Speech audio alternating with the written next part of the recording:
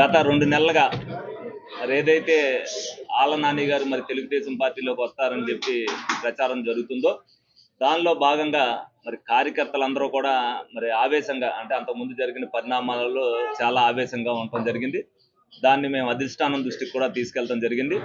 ఏదైనప్పటికీ కూడా మేము కార్యకర్తలతో ఒక మీటింగ్ వేసుకున్నాక చెప్తామని అన్నాం. వాళ్ళే మీటింగ్ వేస్తా అన్నారు. వేయలేదు. సరే 2 నెలలుగా ఇది జరుగుతూనే ఉంది. కానీ మా కార్యకర్తలు ఈ నెలలుగా అనేక విమర్శలు జరుగుతున్నాయన్నీ కూడా వీడియో క్లిప్పింగ్ల ద్వారా అనేక సీనియర్ నాయకులకు జరిగినాయి కానీ అన్ని కూడా ఇబ్బందులు జరిగినాయన్నీ కూడా పెడతం జరిగింది.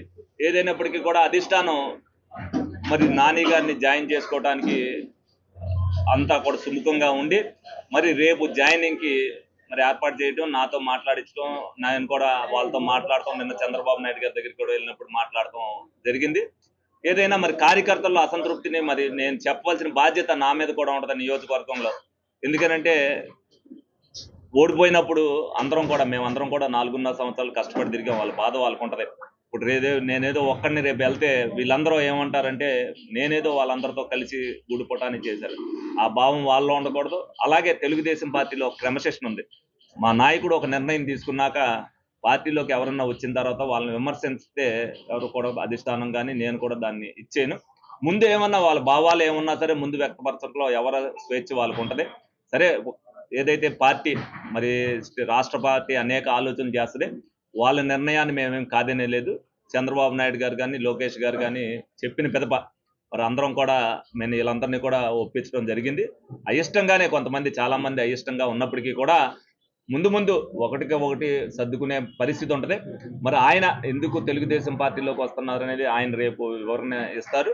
ఎందుకంటే జగన్మోహన్ రెడ్డి గారు చేసిన పరిపాలన అవ్వచ్చు, లేకపోతే మనం లోగడ ప్రజలకి మనం చేసిన ఇబ్బందుల వల్ల అవ్వచ్చు, మనం అనవసరంగా ప్రజల్లో చులకనయ్యాం, అందుకనే మనం ఇంత దీంతో ఓడిపోయాం అనే ఫీలింగ్ అయినా ఉండొచ్చు.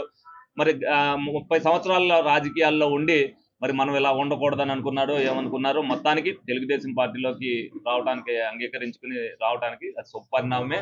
మేము కూడా వెల్కమ్మే చెప్పాం. రేపు రాబోయే రోజుల్లో ఏ ఇబ్బంది లేకుండా ఏలూరు నియోజకవర్గంలో మరి అందరం కూడా కలిసిమెలిసి ఉండాలి కాబట్టి కార్యకర్తలందరికీ కూడా చెప్పడం జరిగింది. కోపతాపాలు ఎల్లప్పుడూ ఉండవు. అందరూ కలిసి అధిష్టాన నిర్ణయాన్ని నేనే కాదు ప్రతి ఒక్కరు కూడా శిరసా వహించాలి కాబట్టి ఈ నిర్ణయాన్ని అందరికీ కూడా ఈ రోజున మీటింగ్ చేసి అందరికీ కూడా మీడియా ద్వారా మీ అందరికీ కూడా రేపు చంద్రబాబు నాయుడు గారి సమక్షంలో ఉదయం 11 గంటల లోపు ఆ జాయినింగ్ జరుగుద్ది. అది మీ అందరికీ కూడా తెలియపరచాలనే ఉద్దేశంతో మీ అందరికీ కూడా తెలియపరచడం జరుగుతుంది. మరిన్ని వీడియోస్ కోసం ఛానల్ ని సబ్స్క్రైబ్ చేయండి. లేటెస్ట్ అప్డేట్స్ కోసం వాట్సాప్ ఛానల్ ని ఫాలో అవ్వండి. ఆ లింక్ డిస్క్రిప్షన్ లో ఉంది.